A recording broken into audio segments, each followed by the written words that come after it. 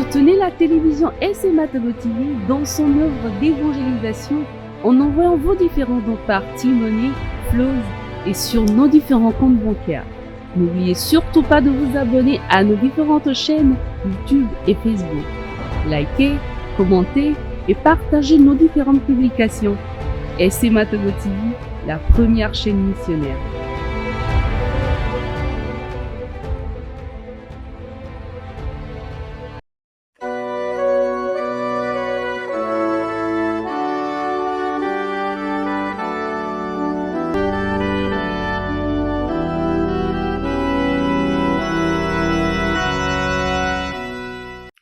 Il est droit, il est bon, le Seigneur, lui qui montre aux pécheurs le chemin. Sa justice dirige les humbles. Il enseigne aux humbles son chemin. C'est avec ce troisième strophe du psaume responsorial de ce dimanche que je vous souhaite, amis téléspectateurs, la bienvenue à ce numéro de Dies Domini. Loué soit Jésus-Christ. Nous sommes au troisième dimanche du temps ordinaire de cette année B et en ce dimanche, nous méditons l'évangile selon saint Marc au chapitre 1, le premier chapitre, les versets 14 au verset 20. Et pour les commentaires, j'ai l'immense plaisir de recevoir dans ce studio le père Éric Potok, qui est le responsable de notre chaîne SMA-TV TV. Bonjour mon père. Bonjour Sibi. Comment est-ce que vous allez? Très bien, par la grâce de Dieu. Je vais bien aussi. Ça fait plaisir de vous voir sur le plateau. Merci beaucoup. Merci. Alors mon père, je vous invite à nous lire l'évangile de ce dimanche et juste après commencer à le faire, on va enchaîner avec les questions.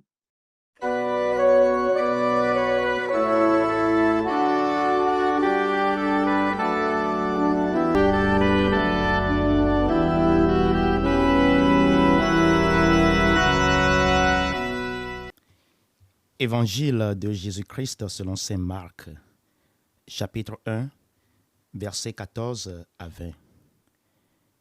Après l'arrestation de Jean le Baptiste, Jésus partit pour la Galilée proclamer l'évangile de Dieu. Il disait, « Les temps sont accomplis, le règne de Dieu est tout proche. Convertissez-vous et croyez à l'évangile. » Passant le long de la mer de Galilée, Jésus vit Simon et André, le frère de Simon, en train de jeter les filets dans la mer, car c'étaient des pêcheurs. Il leur dit, « Venez à ma suite, je vous ferai devenir pêcheurs d'hommes. » Aussitôt, laissant leurs filets, ils le suivirent. Jésus avança un peu et il vit Jacques, fils de Zébédée, et son frère Jean, qui étaient dans la barque et réparaient les filets. Aussitôt, Jésus les appela. Alors, laissant dans la barque leur père Zébédée, avec ses ouvriers, ils partirent à sa suite. Acclamons la parole de Dieu. Louange à toi, Seigneur Jésus. Merci, Père Éric. Merci. Alors, mon père, nous sommes en face d'un test qui donne un ton ressemblant à celui du temps de Carême. Enfin, ça, c'est mon avis, du temps de Carême. Mais est-ce que déjà, est-ce que vous pouvez nous situer le test dans son contexte avant qu'on... Merci beaucoup, Sibi. Je crois que le contexte de cet évangile est un peu clair et cela s'affirme de manière implicite déjà dans l'introduction ou bien dans les premiers mots de l'évangile. Je cite, « Après l'arrestation de Jean le Baptiste, Jésus partit pour la Galilée proclamer l'évangile de Dieu. » Alors, nous voyons que l'arrestation de Jean-Baptiste marqua la fin de sa mission, qui a de préparer la voie au Seigneur. Et maintenant que Jean-Baptiste fut arrêté, Jésus partit à Galilée pour pouvoir continuer cette mission commencée par Jean le Baptiste. Et cette mission qui consiste à appeler les gens à la conversion en vue du royaume des cieux. Et ce qui rend un peu l'annonce de l'évangile de Jésus un peu différent de celle de Jean, c'est que l'annonce de Jésus se fait accompagner d'une bonne nouvelle, d'une opportunité. Il dit, « Les temps sont accomplis, le règne de Dieu est tout proche. » Il y a un mot que j'aimerais que nous mettions en exergue, le mot « temps ». en grec, il y a deux mots grecs qui définissent bien ce mot temps. Il y a d'abord le mot chronos et le mot kairos. Chronos, c'est le temps chronologique. Et kairos, c'est au fait une opportunité, le temps favorable. Alors Jésus est en train de dire que maintenant, c'est le temps favorable. Qu'est-ce qui rend ce temps favorable? Le Fils de Dieu s'est rapproché de l'humanité. Lui qui donne sens à la vie, il s'est rapproché de l'humanité. Alors, qu'est-ce qu'il faut faire? Il faut le suivre. Alors, pour le suivre, il faut se convertir. Et voilà un peu le message de Jésus. Et les 4 disciples que Jésus appela Simon, André, Jacques et Jean ont su saisir de cette opportunité pour suivre le Christ. Nous avons constaté un peu l'immédiateté et puis l'inconditionnalité de leur réponse à l'appel de Jésus. Simon et André, ils laissaient leur filet et puis suivaient Jésus. Également, Jean et Jacques, ils ont laissé leur filet, non pas seulement leur filet, mais leur père. Et leurs amis pour suivre Jésus. Ouais. C'est urgent. Donc, déjà, il y a un message important qui même se fait révéler dans ce texte. Nous avons des opportunités dans la vie et nous devons saisir de ces opportunités. Surtout le Fils de Dieu que nous avons avec nous, c'est une grande opportunité. Il faut saisir de cela et l'écouter pour pouvoir répondre à l'appel qui nous donne. Et je dis souvent que le plus grand malheur, c'est de ne pas vivre selon l'appel de Dieu. C'est ne pas faire ce pourquoi nous sommes envoyés dans ce monde. Ça, c'est le plus grand malheur. Il y a plusieurs qui sont malheureux aujourd'hui, pas parce qu'ils n'ont pas ce qu'ils veulent, mais ils ne font pas ce qu'ils sont supposés de faire. Donc, je crois que c'est très important. Donc, c'est un peu le contexte, d'abord, la continuité de la mission que Jean-Baptiste a commencé, et cet appel, et cette annonce de la bonne nouvelle qui est le rapprochement de Jésus, de notre côté, et que nous devons écouter et le suivre. Oui. Merci mon père. Alors justement, je voudrais qu'on revienne sur ces paroles de Jésus. Les temps sont accomplis, le règne de Dieu est tout proche. Dans mon introduction, enfin, je disais que ce test a un air d'un test de carême. C'est pendant le carême, comme nous dit, le règne de Dieu est tout proche, convertissez-vous et tout. Alors ici, concrètement, c'est quoi le sens de ces deux paroles? Les temps sont accomplis. Voilà pourquoi j'ai bien défini. Les temps sont accomplis. Voilà pourquoi j'ai bien défini les deux mots. Oui. Le mot kairos et puis le mot chronos. Et c'est le mot kairos qui a été utilisé dans ce sens. Certains pourront comprendre les temps sont accomplis comme étant le jour du dernier jugement, la fin du temps. Comme on l'entend des fois pendant le carême, la fin du temps. Convertissez-vous. Non, ce n'est pas la fin du temps. Mais c'est l'opportunité qui est là. Jésus lui-même, qui s'est fait homme, qui est avec nous. Et nous devons le suivre, nous ne devons pas perdre de temps. Même Saint Paul le dit déjà dans la deuxième lecture, de ne pas ajourner ce que nous devons faire, parce qu'il est là. Okay? Ce pourquoi nous sommes appelés, ce pourquoi nous vivons. Nous vivons tous pour Dieu. Oui. Il est là. Donc voilà pourquoi Saint Paul disait, ceux qui sont mariés, qui fassent comme ils ne sont pas mariés. Ceux qui pleurent, il ne faut même pas perdre de temps pour les choses éphémères, mais suivre le Christ. C'est l'opportunité que nous avons. Et c'est ça. Ouais. Alors, je crois peut-être que vous avez répondu à ma prochaine question, mais j'aimerais quand même que vous nous donnez peut-être plus de profondeur à ça. C'est quoi le message principal que véhicule cet évangile? On l'a compris, suivre le Christ. Mais au-delà de ça, qu'est-ce qu'il faut réellement comprendre à travers tout cet évangile? Je crois que si je dois donner un thème qui relie toutes les lectures de ce dimanche, je dirais l'appel à la conversion. L'appel à la conversion. D'abord, si nous prenons la première lecture, Jonas. Qui était parti annoncer la bonne nouvelle à Ninive, leur demander de se convertir. Oui. Et nous avons vu comment, de manière surprenante, ce peuple s'était converti. Jonas même n'en croyait pas. Au fait, Jonas ne voulait même pas qu'il se convertisse. Il voulait même que Dieu détruise ce peuple païen. Ce symbole du monde païen. Il était énervé à la suite de la lecture de Jonas. Vous allez comprendre qu'il n'était pas content, du tout content. Il voulait même se donner. Il dit non, que Dieu prenne sa vie. Okay? Et voilà un appel à la conversion. Et ils ont pu répondre à cet appel. Le même appel que Jésus lance dans l'évangile de ce jour, la conversion. Pourquoi la conversion? Pour revenir au Christ. Au fait, quand on parle de conversion, ce n'est pas juste un sentiment. Pour dire que je regrette d'avoir fait ceci. Non, c'est une action.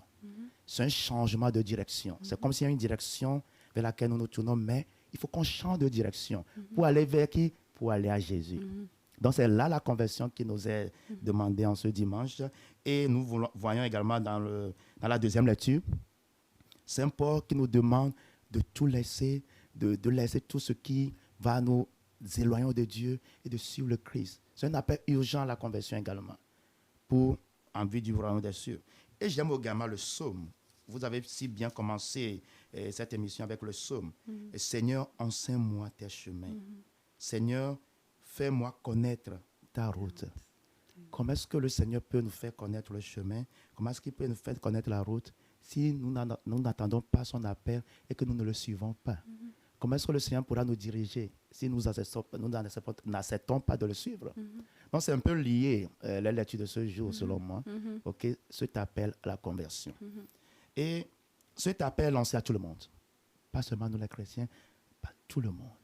Comme dans la première lecture, et le peuple de Ninive, ils sont païens, aussi païens qu'ils sont, ils ont su se disposer à écouter l'appel de Dieu à la conversion. Et le message également qui sort de cela, c'est que ne condamnons personne. L'être humain est dynamique. L'être humain peut changer. Il n'y a pas, si un être humain ne peut pas changer, alors c'est un peu un être humain. Il devient un démon. L'être humain est susceptible au changement. Alors ne condamnons pas très vite les gens, mais donnons opportunité aux gens de se convertir. Comme le Dieu a donné cette opportunité au peuple de Ninive à se convertir, ils ont su saisir de cette opportunité. Et c'est un grand message que nous devons également noter à travers ces lectures. Merci mon père. Alors, ma dernière question. Vous savez, pour nous chrétiens, on a des fois cette volonté de suivre le Christ. On a envie de le faire. Mais malheureusement, il y a tellement de choses aujourd'hui dans ce monde qui nous bouchent les oreilles, qui freinent cette envie de suivre le Christ. Je vais les appeler les bruits de ce monde. Tellement de choses autour de nous, notre environnement, nos soucis, tellement de choses. On a envie de suivre le Christ comme les disciples, de tout laisser tomber. Mais voilà, il y a beaucoup de choses qui nous empêchent, qui nous freinent. Alors, quand on est dans ces situations, qu'est-ce que vous pensez qu'on pourra faire? On a la volonté, mais on n'y arrive pas. Qu'est-ce qu'il faut faire? La volonté, c'est vrai. Il faut aussi la décision. Il y a Saint Thomas d'Aquin, une de ses sœurs lui a posé la question, que faire pour être sauvé? Que faire, Saint Thomas d'Aquin, dis-moi. Et il lui dit, si tu veux, tu peux être sauvé. Si tu veux et que tu prends cette décision d'être sauvé, tu le seras. Donc c'est d'abord, avant tout, une décision. Mais en même temps, nous sommes faibles, comme tu l'as dit. Et dans cette décision, il faut que nous nous tournions vers le Seigneur et prions pour que le Seigneur nous guide, nous donne la force nécessaire pour ne pas succomber. Souvent, on peut tomber, oui, c'est vrai, mais il faut se relever quand on tombe. Voilà pourquoi Dieu est miséricordieux. Il est là, et malgré nos bêtises, il est toujours là pour nous soulever et nous aider à continuer la marche. Donc, je crois que la volonté est là. Oui. Il faut d'abord commencer par là, avec cette décision de toujours bien faire et d'être sauvé. Et après cela, il faut s'abandonner entre les mains du Seigneur. Le prier jour et nuit. Demander cette grâce-là. Cette grâce de toujours persévérer dans le bien. Et jamais repousser chemin. C'est une grâce qu'on doit demander au Seigneur tous les jours. Je crois que si chacun d'entre nous met cela dans sa tête, tous les matins on se réveille, on demande au Seigneur, donne-moi la grâce, Seigneur, ce jour, de ne pas tomber, de succomber à la tentation. Donne-moi cette grâce. On a cela en tête. Et devant les obstacles, on se répète cette phrase-là. Et ça aide. Ça aide. Donc là, cette prière et cette volonté, cette détermination, avec le secours de Dieu, tout ira. Il nous dit que sa grâce nous suffit. Alors il faut que nous croyons à ces paroles. Oui. Merci beaucoup, Père Éric, pour ces commentaires. Ça a été court, mais c'est tellement chargé de paroles fortes.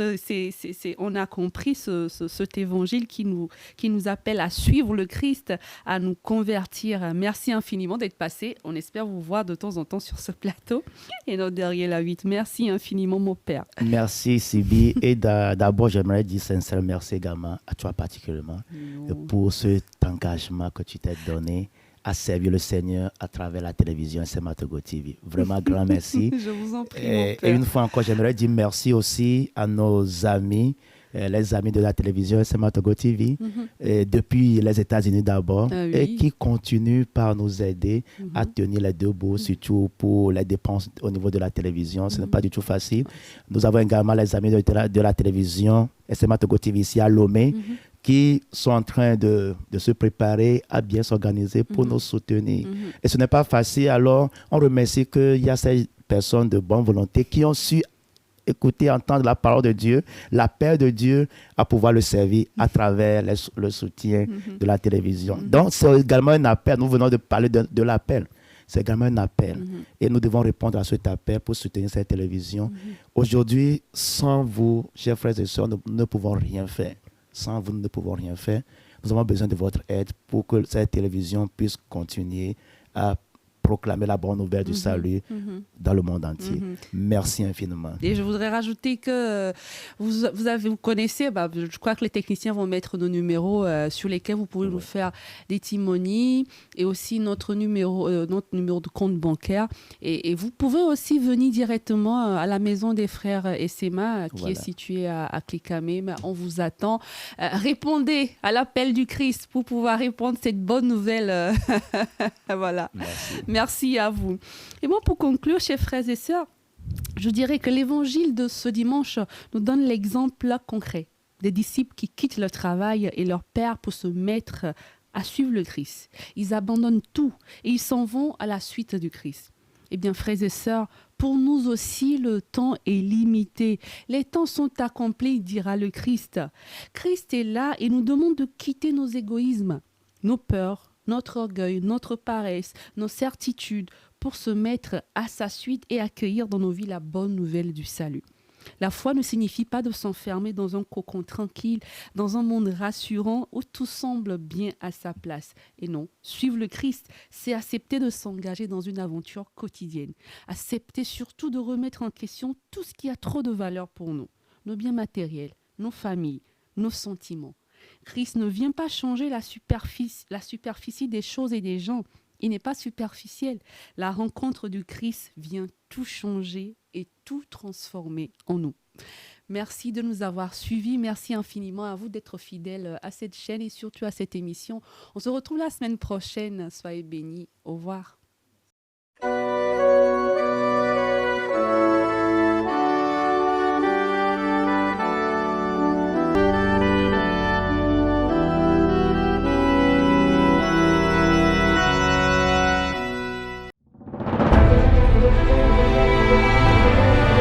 Soutenez la télévision SMA Togo TV dans son œuvre d'évangélisation en envoyant vos différents dons par T-Money, Flows et sur nos différents comptes bancaires.